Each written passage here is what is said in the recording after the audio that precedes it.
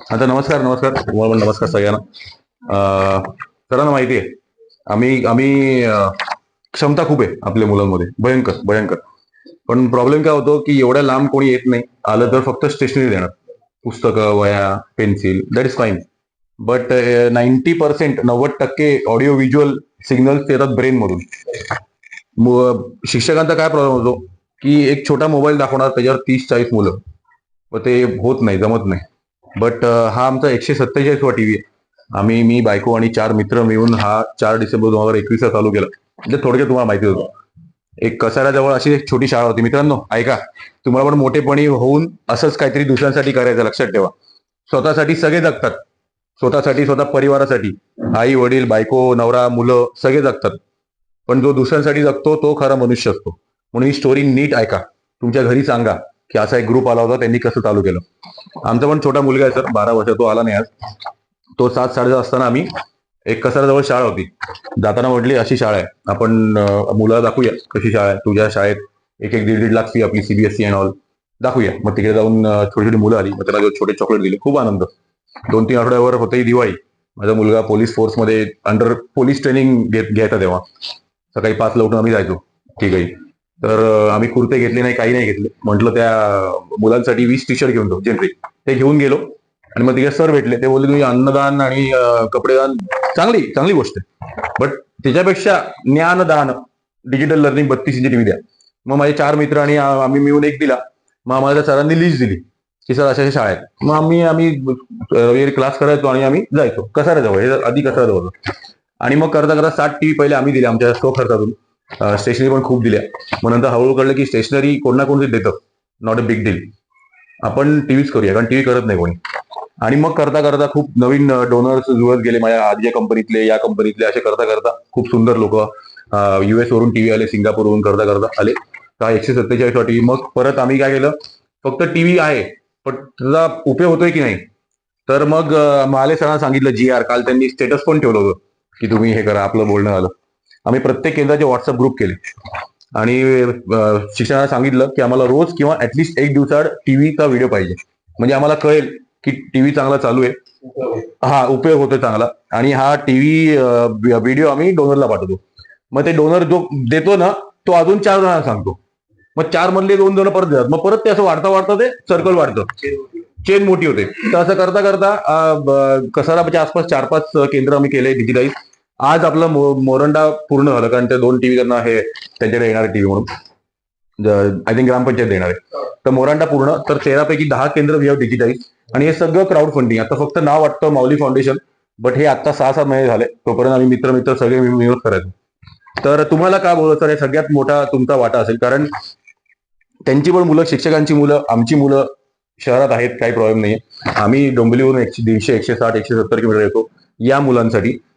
शिक्षक वीज कधी दाखवणार, टीव्ही कधी दाखवणार जेव्हा वीज असेल. कधी कधी कार्बन येतो याच्यावर, कधी काय होतं. तर इकडे शाळा व्यवस्थापन समिती आणि तुमची जबाबदारी असेल की हा टीव्ही चांगला, वीज, इलेक्ट्रिसिटी चांगली आली पाहिजे, तरच शिक्षक दाखवू शकेल. हे एक सगळ्यात मेन आहे. म्हणून याच्यावर हे लेटर आहे, याच्यावर सगळं आम्ही नमूद केलंय रेडिंग मध्ये कसं आहे काय. कारण ही फॉलोअपची शीट जाते केंद्र प्रमुख, जे तुम्हीच आहात, आणि मग ही जाते गसींना. आणि मग गसी मला प्रश्न विचारतात की अरे चारू काय आलं, कुठे टीव्हीचा प्रॉब्लेम आहे, कुठे काय. तर तर हे तुम्ही बघा सरपंच, तुमचं तुमचं काम आहे, तुमची ड्युटी येते. कारण यांच्यावर क्षमता खूप आहे. खूप ठिकाणी 1-2 सरपंच आम्हाला जरा, म्हणजे माणूस म्हणून चांगले आहेत, नाही असं नाही, बट ती प्रायोरिटी वाईज त्यांनी दाखवली नाही. आला ना डोनर, टीव्ही दिला ना, ठीक आहे, फाईन. अरे मग असं नाहीये, आम्हाला फक्त इथे थांबायचं नाहीये. आम्ही 3 प्रकारे जर आपल्याला आयुष्यात बदल आणत असेल, खूप जण काय, आम्ही एनजीओ येतात, ते फोटो काढतात. एकदा एनजीओ सर त्यांनी पेन्सिल दिली आणि फोटो काढले आणि स्टेटसवर आम्ही पेन्सिल दिली. अरे काय पेन्सिल, ठीक आहे पेन्सिल चांगली गोष्ट आहे, बट काहीतरी बदल होईल असं आयुष्यात काम करा. तर आम्ही इथेच थांबायचं नाही आम्हाला. आता आम्हाला ह्याच्यानंतर हे 3 केंद्र केल्यानंतर जव्हार, विक्रमगड हा पूर्ण पट्टा कम्प्लीट करत आहे. हा, आधी मोर्चुंडी झाली आणि ही झाली, बाकी ते त्यांना मिळणार आहे टीव्ही असं. तर आम्ही हे इथे थांबलो नाही.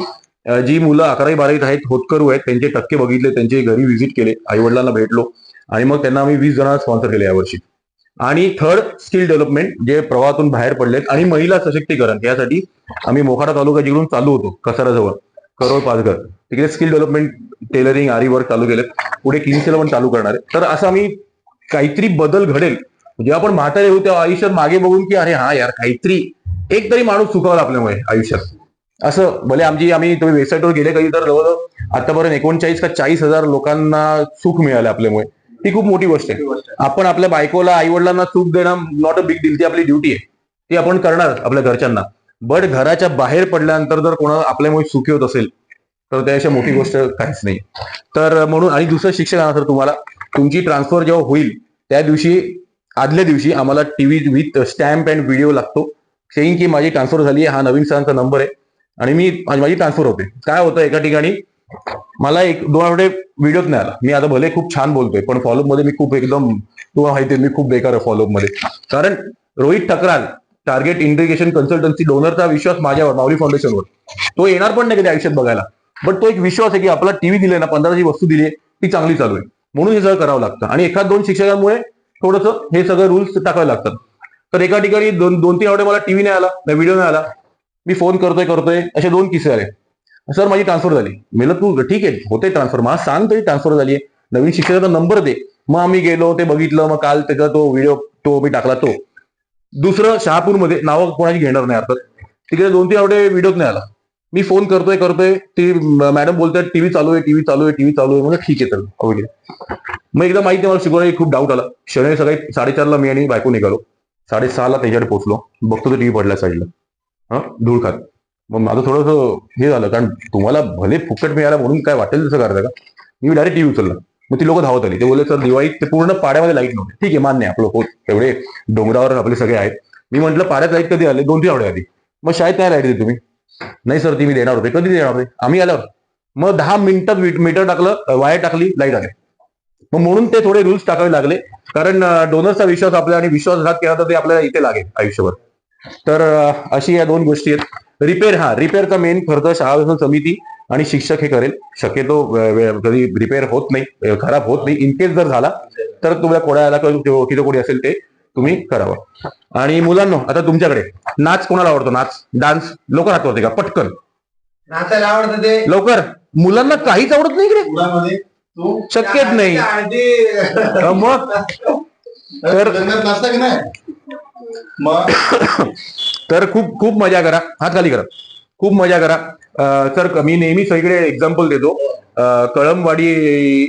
कळमवाडी डांगरे सर ते जेवताना मिड डे मीलच्या वेळी रॉकेट लॉन्च कसं होतं दाखवतात. मी मला बायको म्हणतो तू तेच उदाहरण का देतो. मला ते डोक्यात बसलंय काय माहित नाही कारण सगळे शिक्षक खूप छान व्हिडिओ दाखवतात पण ते मला खूप डोक्यात बसले. तर डांगरे सर म्हणायचे मला त्याच्याप्रमाणे उचकायला असतील रोज माझीच आठवण काढतो. तर खूप मजा करा. काही ठिकाणी जेव्हा चंद्रयान लाईव्ह गेलं तेव्हा 40-45 टीव्ही सगळ्यांनी लाईव्ह बघितलं होतं. काही ठिकाणी परीक्षा पे चर्चा मोदींचं लाईव्ह असतं ते लाईव्ह बघतात मुलं, एस्पेशली मोठी मुलं. कारण हा फायदा सगळ्यांना होतो, एस्पेशली 7वी-8वी. कारण सायन्स प्रोजेक्ट असेल, जॉग्राफी असेल, बायोलॉजी असेल तर त्यात सगळं खूप छान होतं. तर खूप मजा करा मुलांनो. कधी कधी कार्टून पण बघा, अभ्यास पण करा. ओय अभ्यास पण करा, मजा करा, पाठांतर करा. आणि आम्ही पुढच्या येऊ तर सगळ्यांचे पाढे 30 पर्यंत झाले पाहिजे. ठीक आहे करणार. ओके ठीक आहे. तर एवढंच सांगत होतं. ठेवतो मी. थँक्यू धन्यवाद.